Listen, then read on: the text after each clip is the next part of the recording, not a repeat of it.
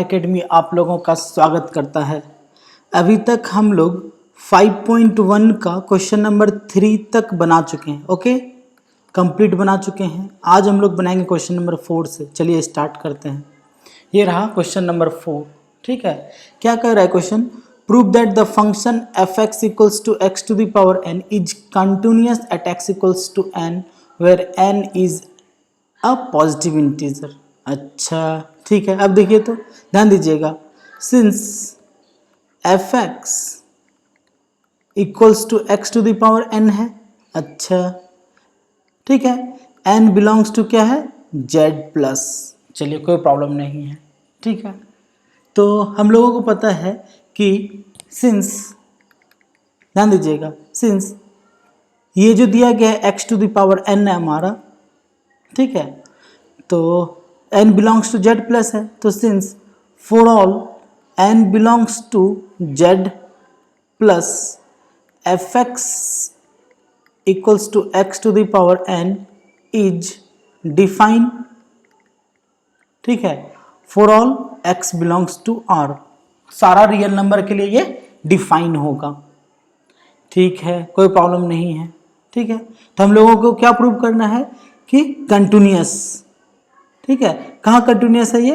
Eight X equals to N पर। अच्छा कोई प्रॉब्लम नहीं है। फिर देखिए अब क्या करते हैं, ध्यान दीजिएगा। तो देयरफॉर एफ एन निकाल रहे हैं, तो एफ एन क्या होगा हमारा? N to the power N. कोई प्रॉब्लम नहीं है। एंड अब हम लोगों को लिमिटिंग वैल्यू चाहिए, तो limit of F x as x tending to N, okay, equals to क्या हो जाएगा ये? Limit of x to the power n as x tending to n, ऐसा होगा। दिस इज इक्वल्स टू क्या हो जाएगा? n to the power n।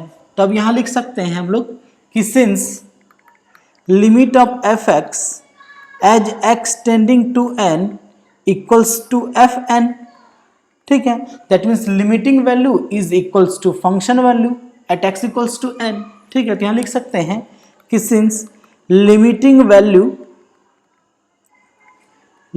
Value of F x,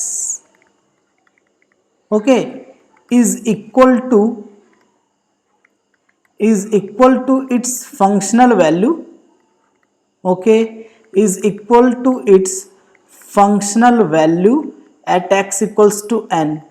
ठीक है, therefore F x is continuous at X equals to N. बन गया हमारा। Okay, question number 4 complete. अब आते हैं क्वेश्चन नंबर 5 पे। ध्यान दीजिएगा क्या कह रहा है। बोल रहा है कि is the function F defined by F X equals to this, ठीक है, continuous at X equals to 0 check करना है, at X equals to 1, at X equals to 2। Okay, तो देखिए तो हम यहाँ पे लिख सकते हैं कि सिंस एफ एक्स जो हमारा फंक्शन है लेस देन इक्वल्स टू 1 के लिए और ग्रेटर देन 1 के लिए डिफाइन है, तो हम यहाँ लिख सकते हैं कि since F x is define for all X belongs to R. सारा रियल नंबर के लिए डिफाइन है। ठीक है, चलिए कोई प्रॉब्लम नहीं है। ठीक है ना। अब देखिए तो 4 पॉइंट एक्स इक्वल्स टू 0, ठीक है, 4 पॉइंट एक्स इक्वल्स टू 0। तो ध्यान रखिएगा, अगर हम लोग यहाँ पर f0 निकालेंगे तो देयरफॉर f0 क्या होगा? तो 0 क्या होगा? 0 हमारा 1 से छोटा है, तो 1 से छोटा है, दैट मीन्स इस कैटेगरी में आएगा। तो f0 का वैल्यू क्या हो जाएगा? fx का वैल्यू x होता है, तो f0 का वैल्यू क्या हो जाएगा? 0। ओके, फिर देखिए एंड अब इसका लिमिटिंग वैल्यू चाहिए, क्योंकि 0 से छोटा के केस में हमेशा फंक्शन का वैल्यू fx होगा, है ना। कोई प्रॉब्लम नहीं। हम यहाँ से लिख सकते हैं कि फॉर ऑल, ध्यान दीजिएगा, for all x less than 1 less than equals to 1, this implies that F X जो है हमारा किसके बराबर है? एफ एक्स के बराबर है। अच्छा, तो therefore limit of F x as x tending to 0 क्या होगा? तो देखिए लिमिट ऑफ एफ एक्स का वैल्यू तो x ही होगा, क्योंकि x लेस देन 1 के लिए इसका वैल्यू x होता है, तो एफ एक्स का वैल्यू x टेंडिंग टू 0, तो ये किसके बराबर हो जाएगा? 0 के बराबर हो जाएगा। अब यहाँ लिख सकते हैं कि since limit of F x as x tending to 0 is equals to f0, therefore function is continuous, okay, at x equals to 0, कोई प्रॉब्लम नहीं है। फिर हम लोग नेक्स्ट डिस्कस करते हैं कि एट x इक्वल्स टू 1 पर क्या होगा। ठीक है, चलिए कोई आगे बढ़ते हैं हम लोग। तो हम लोग देख रहे हैं कि 1 पर जो है 1 से छोटा के लिए फंक्शन कुछ और डिफाइन है, 1 जब इक्वल होगा तो कुछ और डिफाइन है, 1 के इक्वल जब होगा, और 1 से ग्रेटर के लिए कुछ और डिफाइन है। तो हम लोग बात कर रहे हैं 4 पॉइंट x इक्वल्स टू 1। ध्यान दीजिएगा 4 पॉइंट x इक्वल्स टू 1। ठीक है, तो अब देखिए तो पहले देयरफॉर सबसे पहले हम लोग f1 ही निकाल ले रहे हैं। तो f1 क्या होगा, तो 1 के इक्वल है, 1 के इक्वल में fx का वैल्यू x होता है, तो यहाँ f1 क्या हो जाएगा 1। अब देखिए 1 से स्मॉलर और 1 से ग्रेटर में फंक्शन अलग अलग डिफाइन है, दैट मीन्स LHL और RHL का फंक्शनल वैल्यू अलग अलग होगा हमारे लिए, है ना, fx का वैल्यू चेंज करेगा। अब यहाँ पर निकाल रहे हैं हम लोग therefore LHL at x equals to 1 क्या हो जाएगा, therefore LHL at x equals to 1 क्या हो जाएगा, limit of fx as x tending to 1 minus 1 minus मतलब क्या हुआ, 1 से छोटा, 1 से छोटा में फंक्शन का वैल्यू क्या है x। अच्छा, तो fx का वैल्यू क्या हो जाएगा x, ये हो जाएगा limit of x as x tending to 1 minus, तो इसका वैल्यू क्या रह जाएगा 1 ही रह जाएगा। फिर RHL निकाल रहे हैं, ध्यान दीजिएगा RHL at x equals to 1 क्या हो जाएगा, limit of fx as x tending to क्या होगा 1 प्लस, 1 प्लस मतलब 1 से ग्रेटर। अच्छा, 1 से ग्रेटर में फंक्शन का वैल्यू क्या होगा 5 होगा ना। ठीक है, तो यहाँ भी fx का वैल्यू क्या हो जाएगा, limit of 5 as x tending to 1 plus, तो ये किसके बराबर हो गया 5 के इक्वल हो गया। तब यहाँ पर देख सकते हैं कि since LHL not equal to RHL, अच्छा LHL और RHL के इक्वल नहीं है, इसका मतलब क्या हो गया, function is not continuous at x equals to 1, therefore fx is not continuous at x equals to 1। अच्छा, कोई प्रॉब्लम नहीं है। ठीक है, अब देखिए दूसरी बात कर रहा है कि at point x equals to 2, तो x इक्वल्स टू 2 जो है ये हमेशा x ग्रेटर देन 1 में आएगा। ठीक है, तो यहाँ लिख सकते हैं, ध्यान दीजिएगा 4 पॉइंट x इक्वल्स टू 2,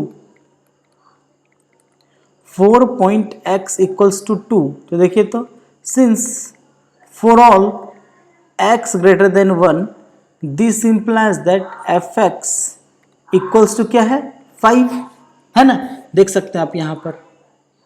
ठीक है, for all x greater than 1 okay, fx क्या है 5 के इक्वल्स है। अब देखिए बात कर रहे हैं हम यहाँ पर, और एक बात ध्यान रखिएगा कि अगर x टेंडिंग टू 2 प्लस होगा इसका मतलब 2 से स्लाइटली ग्रेटर होता है।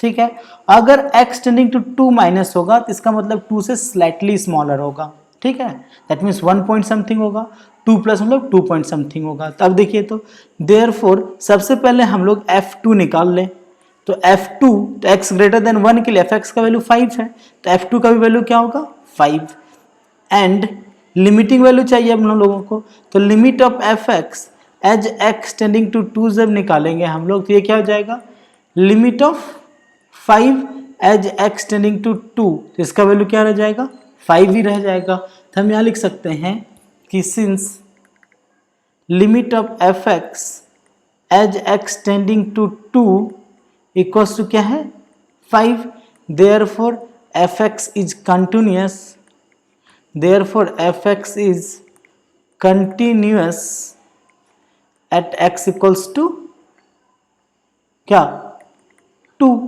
बन गया हमारा सवाल। ठीक है, तो क्या पता चला 2 पे कंटिन्यूअस है, 1 पे कंटिन्यूअस नहीं है, फिर हमारा 0 पे कंटिन्यूअस है। ये हो गया हमारा क्वेश्चन नंबर 5 कंप्लीट। ओके, अब आते हैं क्वेश्चन नंबर 6 में। बोल रहा है कि find all points of discontinuity of f, सारा पॉइंट ऑफ डिसकंटिन्यूटी चाहिए हम लोगों को, याद रखिएगा। ठीक है, f where f is defined by, तो पहले क्वेश्चन नंबर 6 को सॉल्व करते हैं। तो क्वेश्चन नंबर 6 को अगर देखें ठीक है, सॉल्यूशन की बात करते हैं। अगर हम लोग क्वेश्चन नंबर अगर 6 को देखें तो ये सारा रियल नंबर के लिए डिफाइन है। क्यों? क्योंकि 2 से स्मॉलर के लिए भी डिफाइन है, 2 के इक्वल भी डिफाइन है, 2 से ग्रेटर भी डिफाइन है। ठीक है, तो हम लोग लिख सकते हैं fx is define for all x belongs to r। सारा रियल नंबर के लिए डिफाइन है। अच्छा, तो अब देखिए क्या करते हैं, जब सारा रियल नंबर के लिए डिफाइन है तो रियल नंबर हमारा 3 कैटेगरी में जाएगा। एक, अगर वो रियल नंबर 2 से छोटा हो, एक रियल नंबर 2 के इक्वल हो, अगर एक रियल नंबर 2 से ग्रेटर हो। दैट मीन्स यहाँ पर 3 केस बनेगा हमारे पास। ठीक है, तो मान लेते हैं let C belongs to R। ठीक है, तो केस 1 लेते हैं, C बिलोंग्स टू R मान लिए कि C कोई रियल नंबर है। ठीक है, that is C is any real number, C is any real number. ठीक है, तो केस 1 की बात करते हैं। Case 1, if C less than 2 हो, दैट मीन्स C का वैल्यू हमेशा 2 से छोटा होगा। अच्छा, तो देयरफॉर यहाँ पर F2 का वैल्यू क्या होगा? तो 2 से अगर छोटा है दैट मीन्स इस कैटेगरी में आएगा, तो F2 का वैल्यू क्या हो जाएगा? तो ये हो जाएगा हमारा 2 × 2 + 3 क्या हो जाएगा? 7। फिर देखिए and limit of fx as x tending to 2। ठीक है, तो limit of fx as x tending to 2 का वैल्यू चाहिए हम लोगों को। ठीक है, तो x टेंडिंग टू जब 2 है तो क्या रहा होगा? सॉरी x टेंडिंग टू 2 नहीं होगा, यहाँ पर एक्चुअली c लेस देन 2 है ना, हम लोगों को यहाँ पर fc निकालना होगा। ठीक है, ये मिस्टेक हो चुका है, ये भी मिस्टेक है हमारा, यहाँ पर हम लोगों को fc चाहिए। ठीक है, fc क्या होगा? तो c लेस देन 2 है तो वैल्यू किसके अनुसार आएगा? हमारा 2 से छोटा के अकॉर्डिंग आएगा, तो क्या हो जाएगा? ये 2c + 3 हो जाएगा। ठीक है, फिर limit of fx as x tending to c जब निकालेंगे तो x टेंडिंग टू c है, तो c कैसा है? 2 से स्मॉलर है, तो 2 से स्मॉलर किस में आएगा? 2x + 3 में ही आएगा। तो यहाँ पर आ जाएगा क्या वैल्यू हमारा? 2। दैट मीन्स हम लोग चाहे तो इसको ऐसा लिख सकते हैं, ध्यान दीजिएगा कि limit of 2x + 3 as x tending to c जब सॉल्व करेंगे तो क्या हो जाएगा? ये 2c + 3। अब देखिए, तो since limit of fx as x tending to c equals to क्या हो जाएगा? fc। ठीक है, for all c less than 2 therefore fx is continuous, therefore fx is continuous for all क्या? c less than 2। ठीक है, फिर केस 2 की बात करते हैं। केस 2, ध्यान दीजिएगा, इफ c इक्वल्स टू 2 हो तब क्या होगा? तो देखिए, तो अब यहाँ पर अगर हम लोग LHL की बात करें, चूंकि LHL की लेफ्ट हैंड लिमिट की बात क्यों करना पड़ेगा? क्योंकि 2 से स्मॉलर और 2 से ग्रेटर दोनों पर फंक्शन अलग अलग डिफाइन है, तो इसलिए हम लोगों को यहाँ पर LHL फाइंड आउट करना पड़ेगा। तो LHL at x equals to 2 क्या हो जाएगा? ये limit of fx as x tending to 2 minus, 2 minus रखेंगे तो क्या होगा? 2 से छोटा, तो 2 से छोटा में फंक्शन का वैल्यू क्या है? 2x + 3। अच्छा, तो क्या हो जाएगा? ये limit of 2x + 3 as x tending to 2 minus, solve करेंगे तो क्या बन जाएगा? ये 7। फिर RHL की बात करते हैं। RHL at x equals to 2 क्या हो जाएगा? ये limit of fx as x tending to 2 plus मतलब 2 से ग्रेटर, तो 2 से ग्रेटर में फंक्शन का वैल्यू क्या है? 2x - 3, तो ये क्या बन जाएगा हमारा? ध्यान दीजिएगा, limit 2x - 3 as x tending to 2 plus, फिर यहाँ रखेंगे तो क्या हो जाएगा? 4 - 3, ये हो जाएगा 1। अब यहाँ लिख सकते हैं कि since LHL not equal to RHL। अच्छा, LHL RHL तो बराबर नहीं है, तो देयरफॉर क्या हो जाएगा? Therefore fx is not continuous at x equals to 2। ठीक है, यानी कि एक पॉइंट ऑफ डिसकंटिन्यूटी मिल चुका है। अब केस 3 की बात करते हैं। Case 3, if c greater than 2। ठीक है, अब ग्रेटर देन 2 की बात कर रहे हैं तो ग्रेटर देन 2 में हमेशा फंक्शन का वैल्यू 2x माइनस 3 ही होगा, यानी कि एक ही फंक्शन है। तो अब देखिए यहाँ पर देयरफॉर एफ सी जब निकालेंगे तो क्या हो जाएगा, c तो हमारा 2 से ग्रेटर है, तो 2 से ग्रेटर में फंक्शन का वैल्यू क्या होगा 2x माइनस 3। तो ये क्या बन जाएगा हमारा एफ सी का वैल्यू हो जाएगा 2c माइनस 3। फिर and limit of F x as x tending to c। ठीक है, limit of F x as x tending to c। ठीक है, तो एक्स टेंडिंग टू c, तो c कैसा है 2 से ग्रेटर, तो क्या होगा इसका value 2x minus 3। That means ये बन जाएगा limit of 2x minus 3 as x tending to c। तो ये क्या हो जाएगा हमारा, ये हो जाएगा 2c माइनस 3। क्या लिख सकते हैं कि since limit of F x as x tending to c is equal to F c, कब, for all c greater than 2। तो देयरफॉर क्या हो जाएगा f x is continuous, f x is continuous for all x greater than 2। सारा 2 से greater के लिए क्या होगा, कंटिन्यूअस होगा। तो हम लोगों को देखिए 2 से छोटा के लिए F x is continuous for all c less than 2, that is x less than 2 लिख सकते हैं। 2 से छोटा के लिए कंटिन्यूअस है, 2 पर लेकिन कंटिन्यूअस नहीं है, और फिर देखिए कि 2 से ग्रेटर के लिए कंटिन्यूअस है। तो from above we find that the point of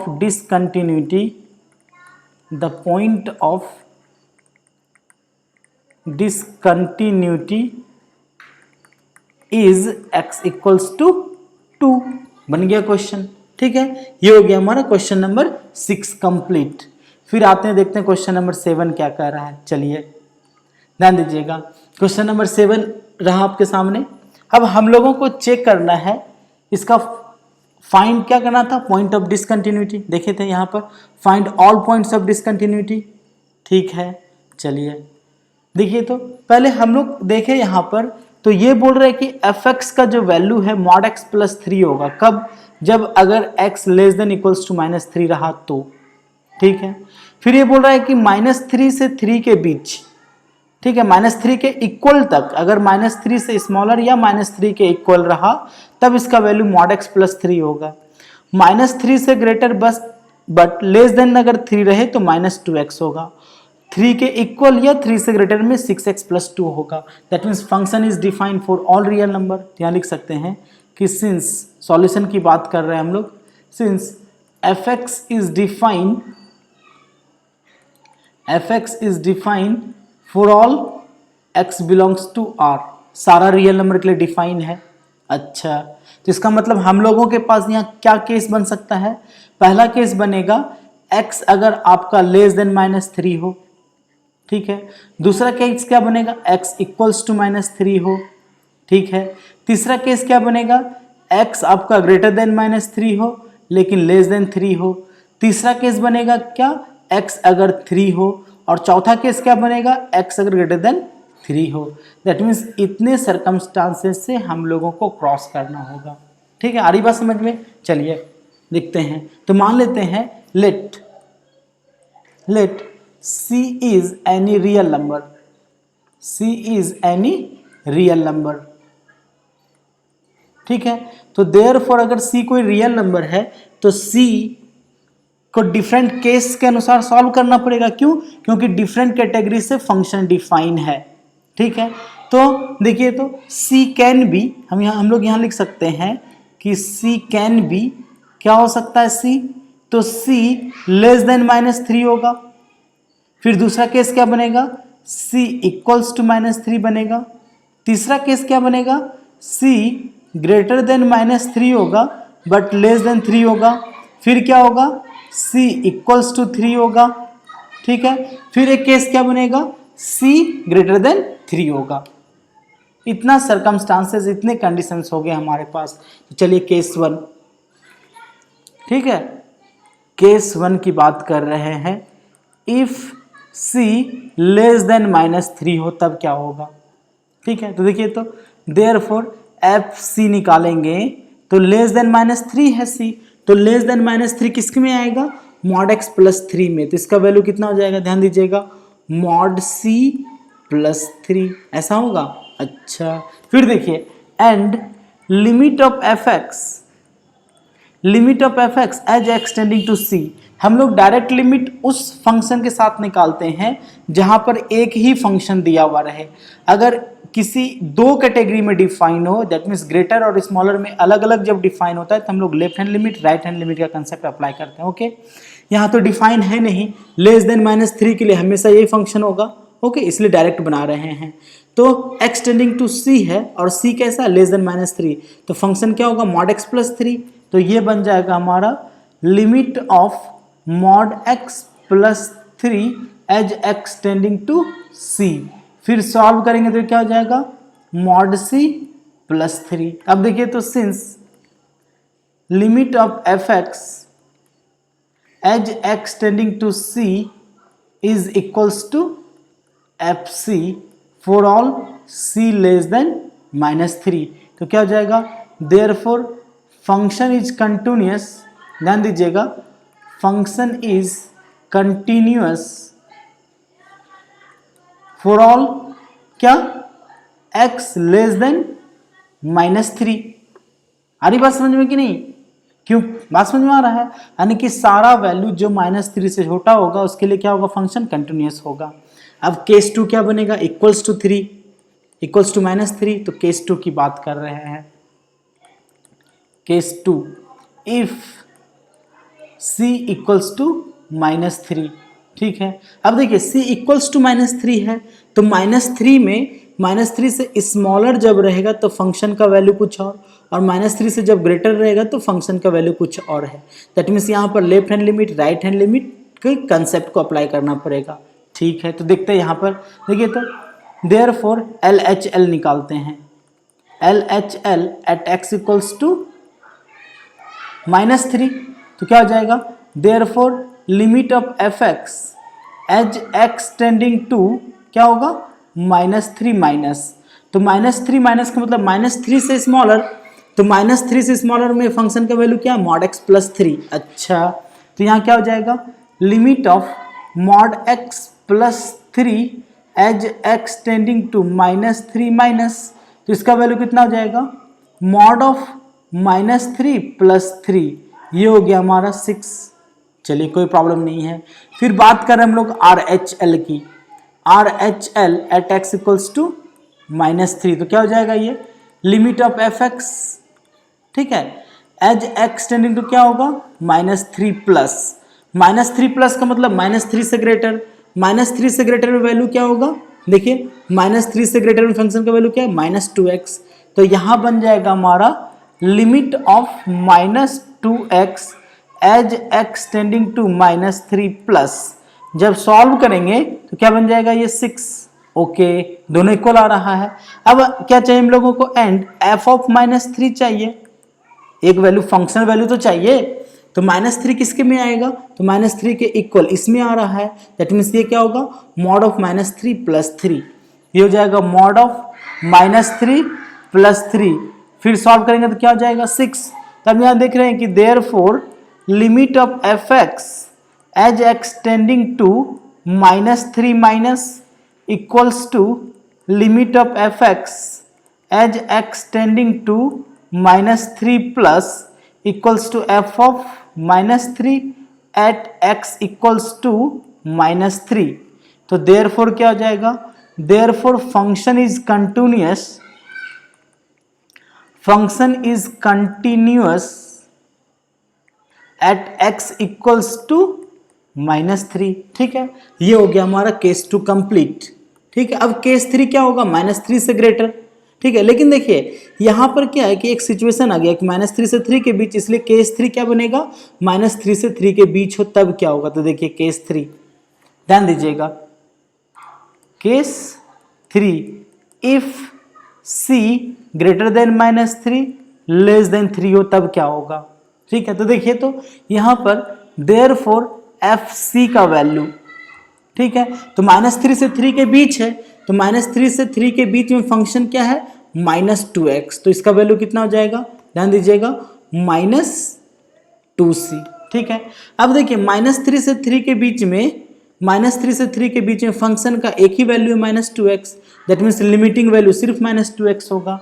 तो एंड लिमिट ऑफ fx, ध्यान रखिएगा, limit of fx as x tending to c क्या हो जाएगा, ये हो जाएगा limit of -2x as x tending to c, तो ये फिर क्या बन जाएगा -2c। यहाँ लिख सकते हैं कि therefore limit of fx as x tending to c equals to fc for all c greater than -3 less than 3, ऐसा लिख सकते हैं। इसका मतलब क्या हो गया कि that is fx is continuous, fx is continuous, okay, for all x greater than -3 और लेस देन 3। तो देखिए हम लोग ऊपर से क्या देख रहे हैं कि -3 से 3 के बीच भी कंटिन्यूअस निकला, -3 पे भी कंटिन्यूअस निकला और -3 से स्मॉलर के लिए भी कंटिन्यूअस होगा। अब नेक्स्ट स्टेप क्या बनेगा, at x equals to c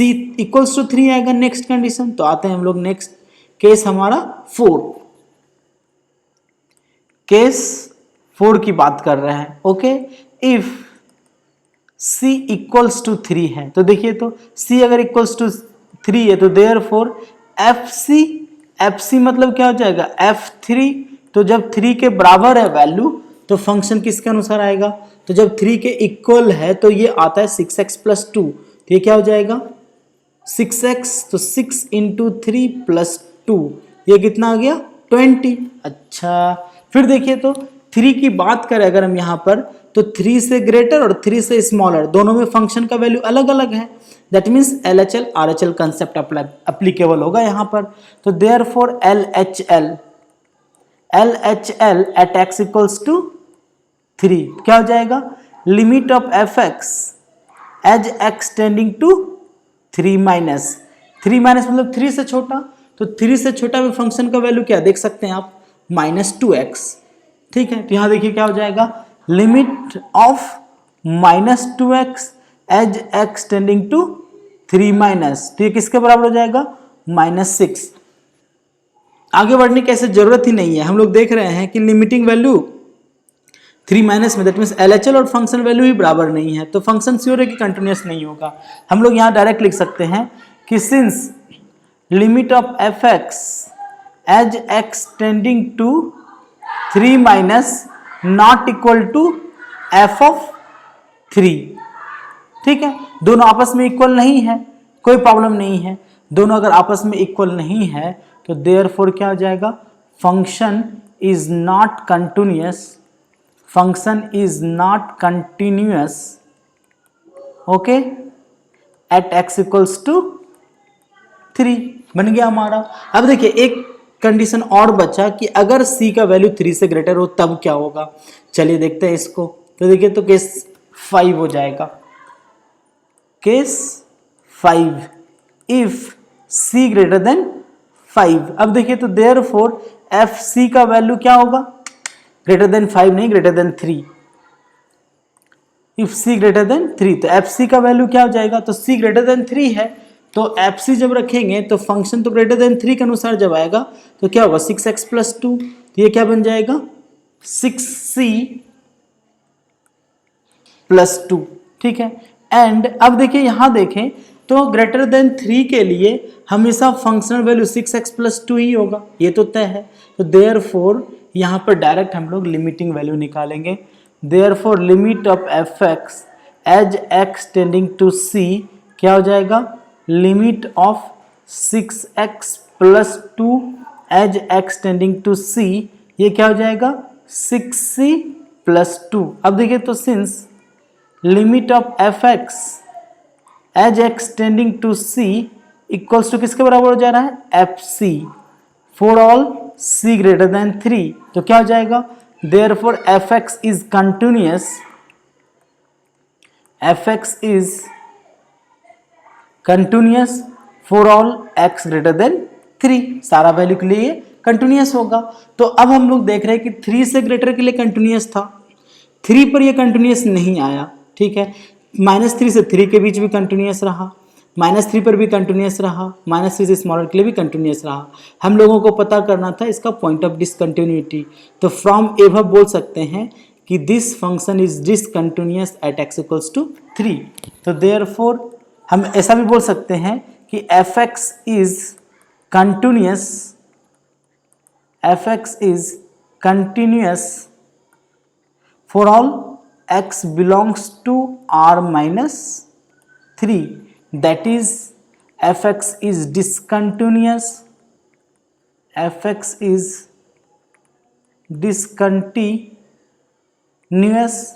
at x equals to 3। That means 3 पर ये क्या हो जाएगा, डिसकंटिन्यूस हो जाएगा। ओके, चलिए कोई प्रॉब्लम नहीं है।